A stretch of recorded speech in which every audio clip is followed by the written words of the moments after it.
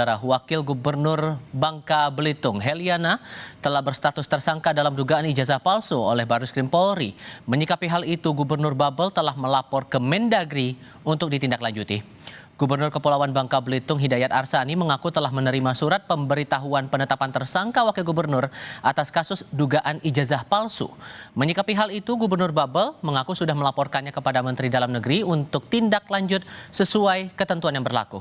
Meski Wagub Heliana resmi tersangka, hal itu tidak mempengaruhi roda pemerintahan dan pelayanan kepada masyarakat di Bangka Belitung. Usai penetapan tersangka, hingga kini Wakil Gubernur Heliana belum memberikan keterangan resmi.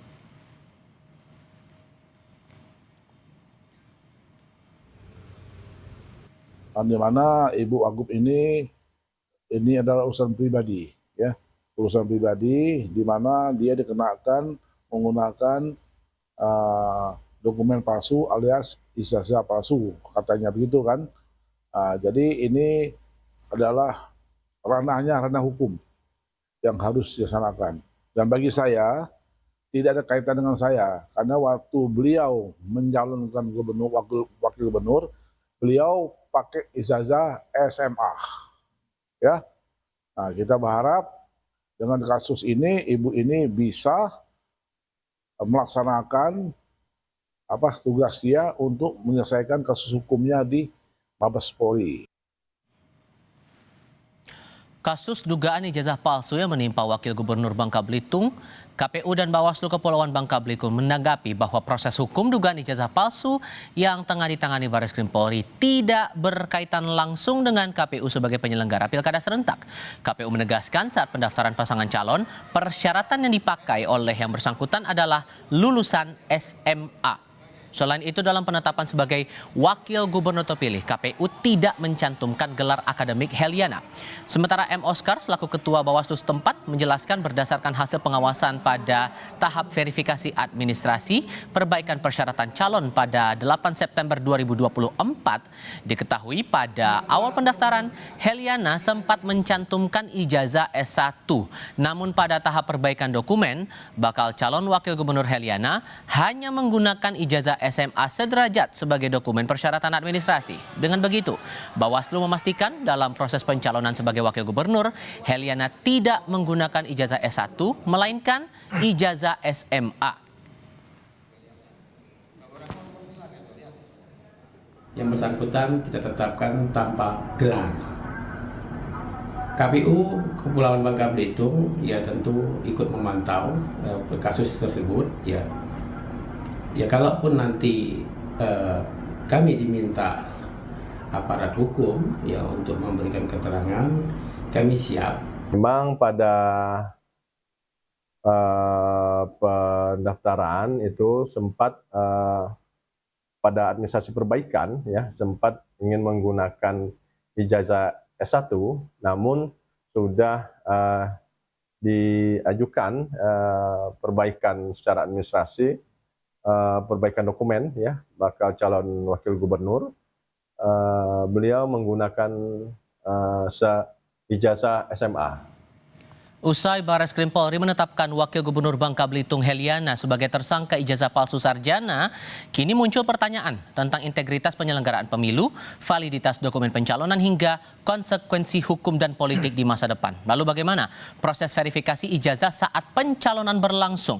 Apakah penetapan tersangka ini otomatis berdampak pada status jabatan Wakil Gubernur, dan sejauh mana pula pertanggungjawaban hukum bisa diberlakukan dalam kasus yang menyangkut pejabat publik aktif ini? Kami diskusikan bersama dengan para narasumber. Dua narasumber bergabung di studio Kompas TV kali ini. Ada Ketua KPU Provinsi Kepulauan Bangka Belitung, Husin, dan Heri Firmansyah, pakar hukum pidana dari Universitas Tarumanegara. Selamat malam Bapak-Bapak sekalian, apa kabar? Selamat malam. Terima kasih sudah datang di studio Kompas TV kali ini. Duduk perkaranya perlu dipahami juga bahwa awalnya ada laporan kepada polisi oleh seorang mahasiswa namanya Ahmad Sidik dari Universitas Bangka Belitung tanggal 21 Juli 2025.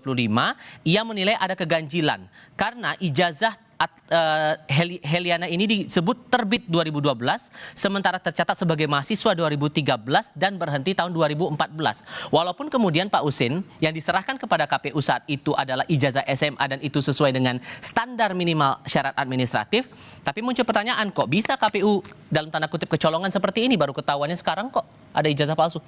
Ya, saya ingin menjelaskan dulu ya terkait pilkada serentak yang kita laksanakan ya, bahwa ya proses yang kita laksanakan adalah pendaftaran, kemudian kita melakukan pendaftaran. Nah, pendaftaran itu sendiri adalah semua calon menyampaikan syaratnya menyampaikan semua dokumen terkhusus pendidikan. Ya, ini syarat dokumen pendidikan. Nah, dokumen pendidikan ini mengacu kepada peraturan perundangan dan PKPU tentu minimal SMA. Nah, kemudian calon bisa juga mengajukan ijazah S1, S2 sesuai S3, bahkan S3 sesuai dengan yang dilaporkan atau yang disampaikan. Selama syarat minimal terpenuhi? Ya, selama syarat minimal dipenuhi. Kalau untuk kasus Heliana ini? Nah, untuk kasus Heliana ini saya ingin menyampaikan pada saat pendaftaran sesuai dengan dokumen yang kita dapati, baik dokumen BB pencalonan maupun pencalonan partai politik, yang bersangkutan menyebutkan menuliskan nama dengan sarjana beserta dengan ijazah. Nah, disitulah proses yang kita lakukan ya, dalam rangka mendapatkan kepastian hukum, kemudian kewenangan kita juga, ya, kita akan melakukan proses setelah dilakukan pendaftaran oleh pasangan calon tersebut, kita melakukan proses yang namanya verifikasi, klarifikasi sebagai dasar bagi kami untuk melakukan penetapan, penetapan dari bakal calon menjadi pasangan calon yang berhak untuk mengikuti pilkada. Nah, proses itu kita lakukan. Nah, setelah kita lakukan, ternyata ya yang kita lakukan dalam tim, kita tidak mendapatkan sebuah dokumen ataupun apa saja yang membuat kami yakin itu absah atau benar. Artinya karena prinsip keraguan kami, kita melakukan klarifikasi langsung ke penerbit ijazah itu sendiri.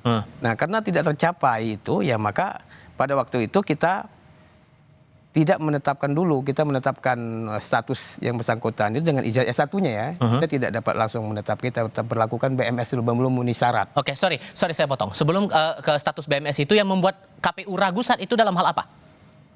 Pertama ya, kalau dalam ketentuan PKPU, setiap ijazah yang diajukan oleh calon baik gubernur maupun wakil gubernur maupun wali kota, bupati, semua wajib kita lakukan verifikasi administrasi.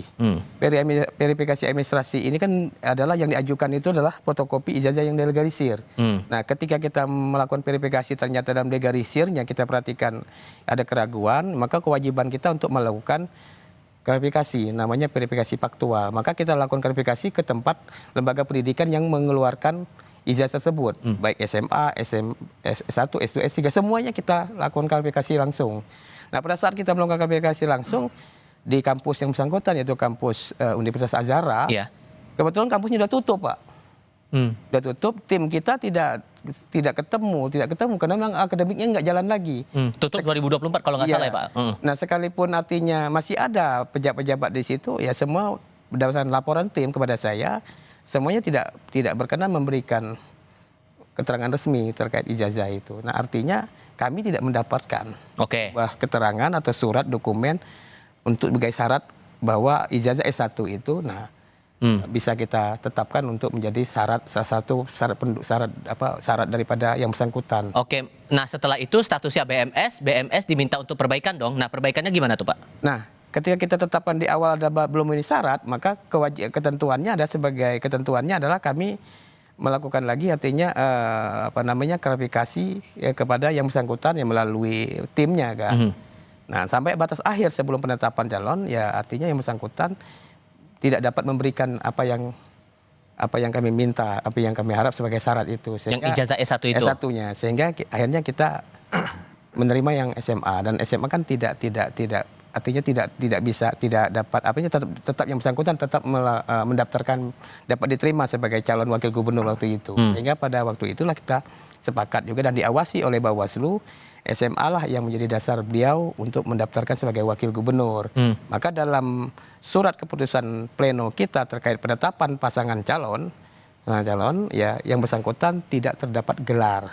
Begitu juga ketika hasil pilkada tercapai dan yang bersangkutan pasangan tersebut menang dalam penetapan gubernur dan wakil gubernur terpilih, untuk Ibu Heliana kita tidak mencantumkan gelar karena tidak kita tetapkan sebagai S1-nya sebagai syarat ikut menjadi syarat dia mencalonkan. Seperti itu, Pak. Oke, nah melihat fakta tadi, ditambah proses hukumnya juga sekarang sudah berstatus sebagai tersangka. Keterangan dari pihak kampus yang saya juga pelajari menyatakan bahwa tidak ada catatan KRS, kartu rencana studi, kartu hasil studi, bahkan catatan daftar alumni pun tidak ada. Sehingga menurut Anda Pak Heri, dari kasus yang dialamatkan kepada Wakil Gubernur Babel ini dengan dugaan ijazah palsu, masih ada celah tidak untuk kemudian dibantah atau kemudian dilawanlah apa yang ditetapkan oleh polisi, oleh Baris Krim Polri ini?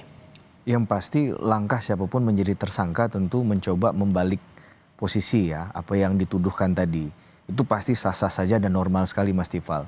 Cuman dalam konteks kita melihat bahwa perkara ini penetapan tersangkanya bukan ujuk-ujuk juga ya. Karena kalau tadi mendengar dari pernyataan beliau, Ketua KPU Babel, ini kan penggunaan gelar itu sudah sejak lama berarti. Bukan di saat 2025 saja. Nah tentu polisi menurut saya pribadi sudah juga mengkoreksi, menurunkan tim lapangan untuk meng-cross check bahkan apakah memang benar tempat pendidikan yang bersangkutan itu masih ada atau tidak. Ini kan jadi kendala juga Mas Tifal. Banyak juga memang ada beberapa misalnya yang sudah tidak ada lagi sekolahnya atau universitasnya, tapi bisa dibuktikan bahwa memang ijazahnya benar begitu. Ini kan berarti kan ada proses yang menjadi tanda tanya besar tadi. Nah, kalau kita bicara dalam hukum acara pidana kan berarti ada minimum 2 alat bukti yang sudah dilakukan.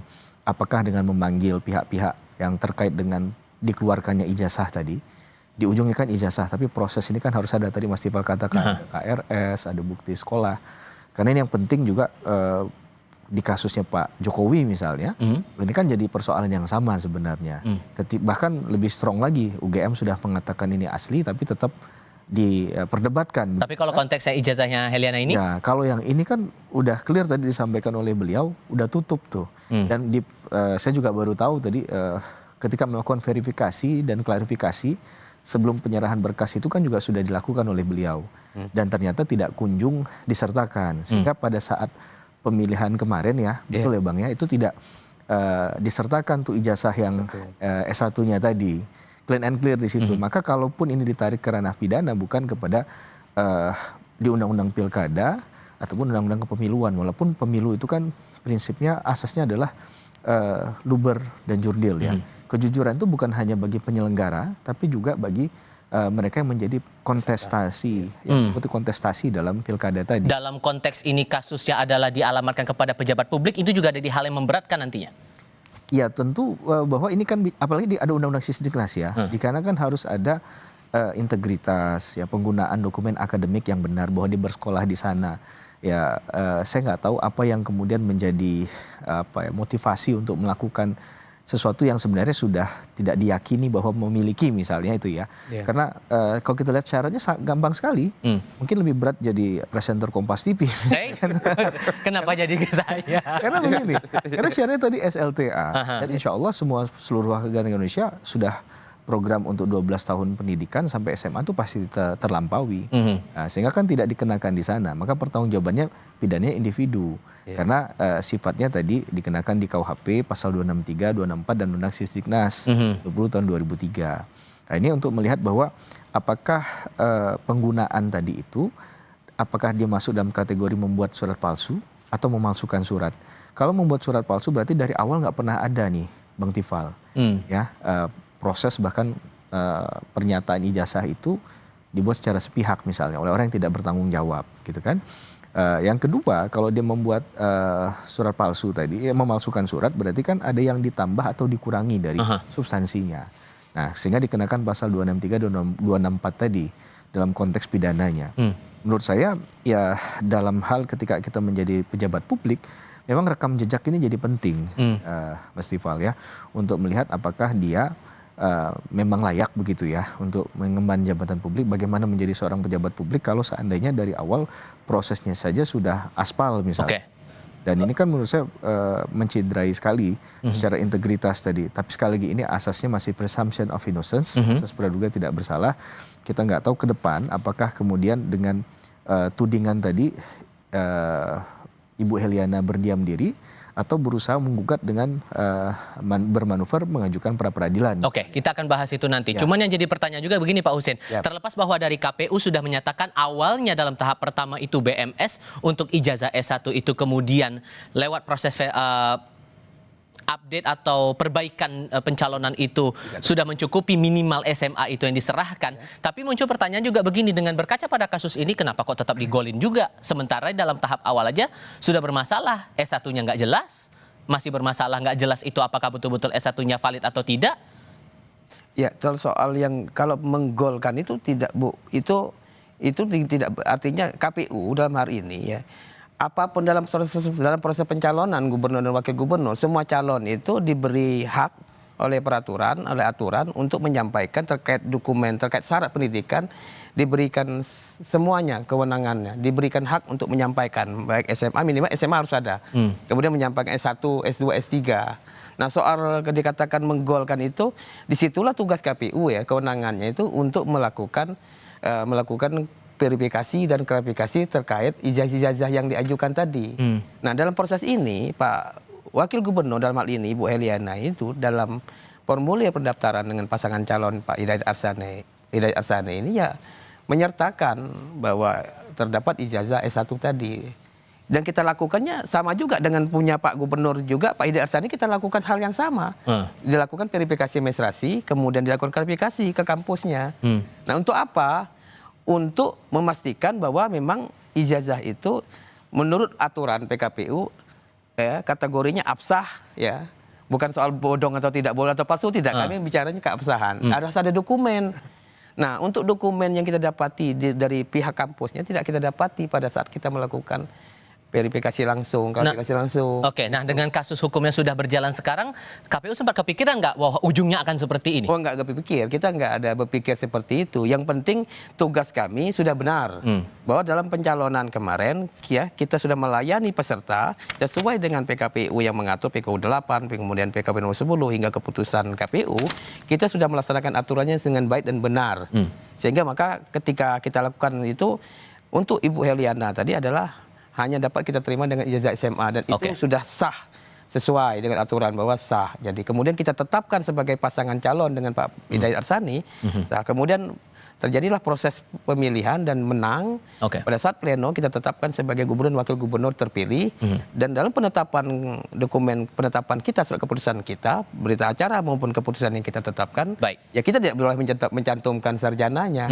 Ya kalau yang Pak Hidayat Arsane kita cantumkan karena sudah dilakukan kayak gitu. Tapi di sisi lain dengan kasus ini Pak Heri, dari pihak Heliana mengaku keberatan, bahkan yang saya baca terakhir kali keterangan dari penasihat hukum Heliana Zainur Arifin, mereka berencana untuk melakukan pra peradilan. Kalau kemudian Anda merasa bahwa ini kasusnya sudah clean and clear, pembuktiannya akan bagaimana dari kedua belah pihak, baik itu dari polisi maupun juga dari pihak Heliana untuk membuktikan ini asli atau palsu, ini valid atau tidak? Jawabnya nanti, kita jeda sebentar. Tetap di Kompas TV.